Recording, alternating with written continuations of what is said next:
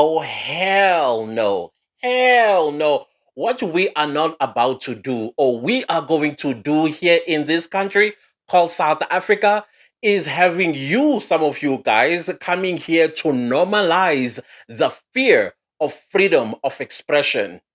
I understand you come from a country where freedom of expression is suppressed. Not in this country. You see this? This is the Constitution of the Republic of South Africa. This was fought, and a lot of people died for this. And what you're not about to do or going to do when you are here is try and tell us how to run our country when we are protected by this. This is the supreme law of the land called the Constitution.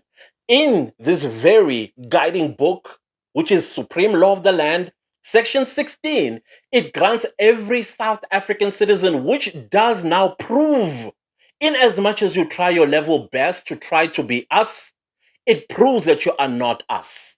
It shows that you contributed nothing for this to exist in our country. That is why some of you have gotten this chutzpah to confront me in public, because I am saying, listen, South Africa welcomes everybody. But what South Africa is not going to do is tolerate illegality.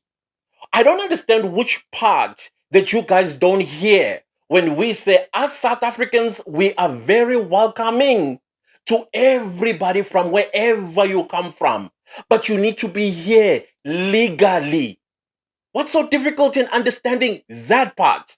And then you have the audacity to confront me on the streets. And then you think, what am I supposed to do? Be fearful? This is my country. And this was fought for. This people died for it. Some members of my family too were involved in making sure that this exists so that I am free to express myself in any way I want to. I can go straight up to the president of this country and tell him that he's useless, because he is useless. But can you do the same thing in your own country? No. Now you want to come to South Africa and normalize that. That's not going to happen.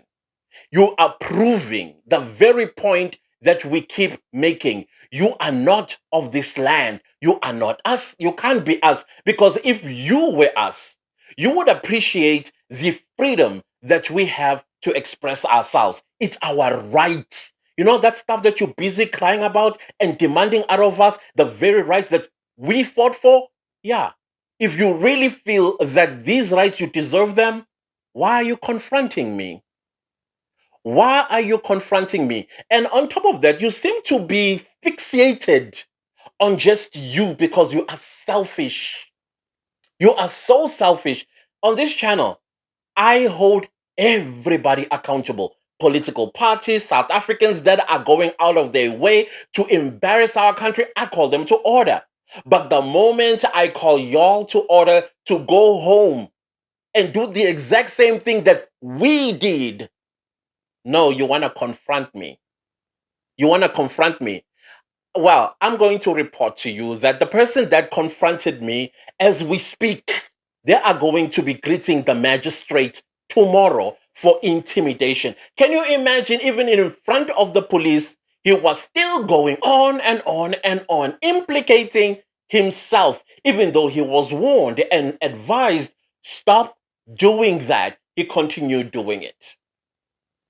So you are in South Africa, somebody else's land, and the least you could do is learn about their way of life. You know, the very one that your so-called president that you're fearful of, 92-year-old man is in power, re-elected. And then Mnangagwa is busy in Zimbabwe wanting to amend the constitution so that he be president for life. But instead, you are confronting me in my own country with this supreme law of the land. You got it all twisted. You don't deserve to be here. You don't deserve to be here because you don't understand us.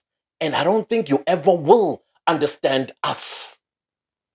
And this, as long as it exists, you can never, in my country, try that nonsense of trying to instill fear to express ourselves. That's not going to happen. That shit will happen in your country, not in South Africa. In South Africa, I am allowed. And on top of that, I'm not just sucking things out of my thumb.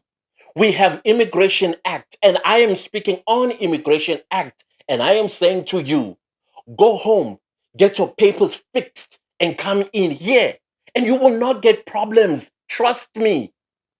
Nobody is going to give you problems in South Africa when you are legally here.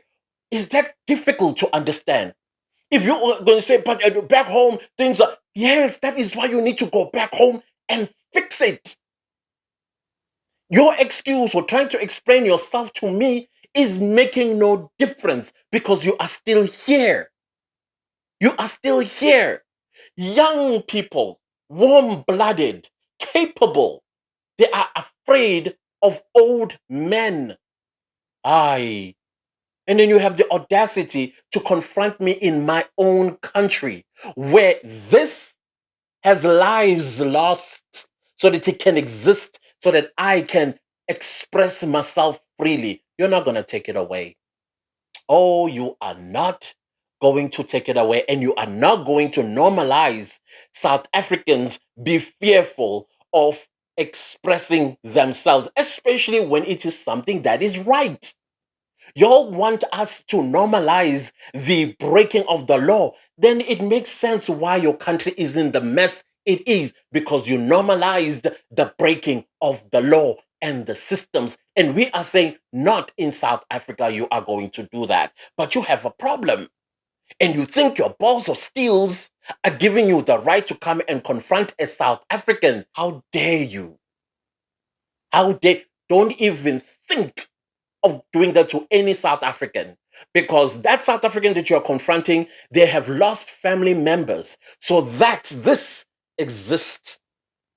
Go and fix your country and have your own. If I can criticize the president, who the hell do you think you are? Who do you think you are confronting me? I mean, I've been confronted before when I criticize the ANC. I have people from the ANC, and guess what they do? They do it with the appreciation of knowing that I am protected by the Constitution. And that is why we will have engagements. It's called engagement. Don't come at me with violence and think that is going to solve anything. This country is a country of rule of law. You dare come close to my personal space, you're going to jail. The moment you start spewing vile, threatening language, you're going to jail. Because my freedom of expression is protected right here. Right here. Yeah, this is the Constitution many of you are misusing. But that is coming to an end. Trust me. Keep pushing South Africans. Keep pushing South Africans. I mean, I do also. When was it? I was at Woolworths not so long. I think it was last Sunday to buy some few stuff. The cashier recognizes me. Number one, she doesn't greet me like she was doing with everybody, and the way she was putting my items inside the bag, I took them all out again. I said, "Ma'am, you are literally trying to break my things." And then I don't know who saw her. I think it's a floor manager or whoever it was, confronted her. And I could tell that this is not a South African citizen, and probably they've seen my videos, and hence I'm being treated in that manner. Come on. Don't draw attention to yourself like that. You are doing yourself a disfavor. You are provoking South Africans unprovoked. Stop it. You need to respect the laws of the land you run away to and stop drawing attention to yourself. Listen, I have shared before that I grew up When I was like probably just entering teenage years of my life, this is when we started having an influx of people coming from as far as Liberia, Ivory Coast, Kenya, Angola, Congo, Zimbabwe, you name it. When I lived in Hillbrow, when everybody started coming in, I was surrounded by foreign nationals and we were getting along just fine. Just fine. The problem came when, especially those that know themselves, they became comfortable and thought they were one of us now. And they still have this mentality of dictatorship that you are not allowed. No, not here. Kenyans went back home, Ivorians went back home, Angolians went back home, Rwandans went back home. There is a lot of other African nationalities that went home. They went back home, including Cameroonians. Yes, I know there are some that are here. But are they drawing attention to themselves? No. I can criticize Paul Biya till the sun comes up and down again, and they are not going to come and say, "Hey," because they understand they're in South Africa. And South Africans are allowed to express themselves as long as they are not being defamatory. And you got the audacity to confront me. Listen, guys, I have no problem with any of y'all. The only problem that I do have is when I don't know who you are. And if anything should happen to you, let's say you drop dead in front of me and I don't know who you are, where to start. And even if we do call the police and the ambulance, well, who are they going to say you are? Who's your family? How do we get you back home? No, you're not going to think about that. All you're interested in is suppressing my freedom. I'm sorry. Not me. Not me. And if you are planning on doing that, if you ever see me on the streets, you must know that this is exactly why many South Africans don't want you no more here. You are your own enemy. So stop it. Stop drawing this unnecessary attention. Right there, I was the one who had to back off South Africans who wanted to deal with this individual as the police were being, what do you call it, doing their job to detain him. South Africans were like, no, release him to us. I don't know if you guys know the history of the necklace, and this is no threat because that is what South Africans were screaming when I was like, no, guys, no, no, no, no, no, no. I can handle this myself, and I will use the law to handle this individual. You are drawing attention to yourself. Why? Know your place. You are not of this land. You have your own land. Don't let these Pan Africanists lie to you. Oh, we're all Africans. Why must we all be Africans in South Africa? Why can't we all be Africans with you at home fixing your country so that we formulate this unity, knowing that we are all going to contribute equally to this so called unity? Pan Africanism, the scum and the scam of it all. No, I'm sorry. Not here. Not here. How dare you? How dare you? I criticize everybody that deserve to be criticized. Political parties in the country, I've been confronted by EFF as well before, but they don't behave violently. They behave with civility. They're civil people. They come and say, ah, bro, come on. You are now hating on our president. And I'm like, no, I don't hate him. And I explain myself and we have a conversation. And our conversation, in most cases, we end up with agreeing to disagree. That is what you call the stuff that you say we don't have. But you keep proving to us that you are the ones who don't have it. Come on now. Have you forgotten that you are Zimbabwean? Ah, come on. If you ever dared stop me on the street again, I'm just going to say, South Africans, do your thing. And then I'll walk away. I'll walk away. Because this individual, is Zimbabwean. Yeah, he's Zimbabwean. His stuff, many South Africans. And I'm the one now who had to protect him. Come on, guys.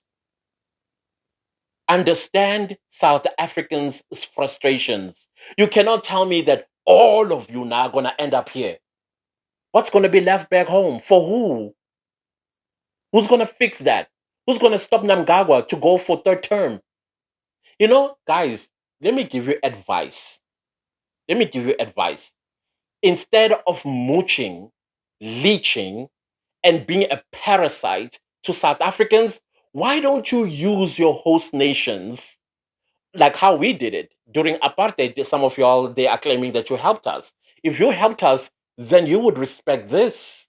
If you helped, you would respect this. You would own this as well. Not take your country's mentality and bring it here. If I were y'all, I would use my host country to galvanize my home country. I will galvanize my host country to speak against what is happening in Zimbabwe with Mnangagwa wanting third term. If you are in England, in the USA, in Canada, Australia, wherever you are, you should be galvanizing your host country to speak against and even going as far as sanctioning this government so that that constitution does not change. But no, you want to be part and parcel of a land that does not belong to you. And you even think you have some kind of right to come and confront the citizen who is saying, go home and fix it. What's wrong with you? Something is definitely and fundamentally wrong with you. I don't appreciate that. I really, really did not appreciate it. Look now, going to jail, is in jail right now. Today is Sunday, by the way, and he's going to be meeting the magistrate tomorrow. And I am telling you, that's deportation. Yeah, they're going to say, but it's going to be back. But Oxalayo, if he does it again to another South African, he will know not to do that thing again. This is South Africa, y'all. It's a constitutional democracy. It's not Zimbabwe. It's not Nigeria. It's not Congo. It's not all these dictatorships that you come from. And you're not going to normalize the violation of this supreme law of our land. You are not going to do that. Oh, that's the last thing you will ever do. And that's the last thing we will ever agree or accept that you want to violate this. Never. We are the only ones who can change this. Us, not you. Not you. All I am saying, do the right thing so that it works for both of us. For both of us. Be legal and do legal things once you are here. I don't understand why that is difficult to understand. Instead of saying, hey, bro, I understand what you are saying and I agree with you because the law is the law. But please understand where I'm coming from as well. And let's have that discussion. And who knows, I might actually spark something in you to go back home and actually implement it. You are building no heroes when you are a coward. Again, galvanize your host country to assist you so that you can go back home to a land where you can thrive and be free and be comfortable. You can never be comfortable in another man's land. You can never. That's not home, especially when you are illegal. You like being called that all the time? South Africans are galvanizing. I don't know if you are paying attention. South Africans are galvanizing. The spirit of 1976 is reviving. And I don't think you guys understand how South Africans are. South Africans have long patience, but everything does have a breaking point. And I think South Africans are about that period. It's quarter to if it's not five to. And y'all think this is a joke because You think you can manipulate this? South Africans will do this. I'm telling you. We'll take it and toss it and say, we're suspending it for a while. We've got something to do. We did it with apartheid. Now we're going to do it with people that we're supposed to be considering our brothers and sisters, but they are taking advantage. They are confronting us when we are saying, hey, learn something from South Africans and take that and go home and utilize it. Don't force yourself to be something that you are not. Ay, ay, ay. No, seriously, this is upsetting. It's unacceptable.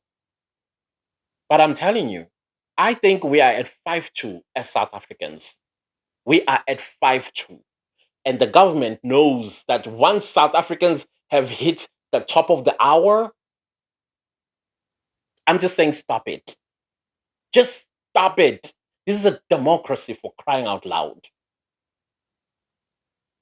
Anyways, I thought, let me come here. And if you are a Zimbabwean, I have no issue with you. Not at all. I grew up with you guys. I grew up with you. And I know you. But what I don't appreciate is when you forget where you come from and when you forget where you are. Come on. You can't be that comfortable. And you cannot come and plant that evil mentality to suppress. That's evil to suppress. You know that, right? Free will is a God given gift that your leaders are taking away from y'all. Galvanize in your host country to fight that government of yours so you can go home. So you can go home. Aibo. Anyways, goodbye.